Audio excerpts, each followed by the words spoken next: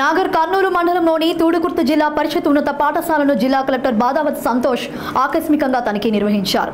ఈ సందర్భంగా కలెక్టర్ పాఠశాలను మొత్తం సందర్శించి విద్యార్థులతో ముచ్చటించారు. విద్యార్థులకు కల్పిస్తున్న వస్తువులను, పాఠ్య పుస్తకాలు, నోట్ బుక్స్ పంపిణీ, విద్యా ప్రమాణాలు, మౌలిక సదుపాయాల గురించి విద్యార్థులతో మాట్లాడారు. రానున్న 10వ తరగతి పరీక్షల్లో 10/10 GPA సాధించేలా విద్యార్థులు చదువుకోవాలని సూచించారు.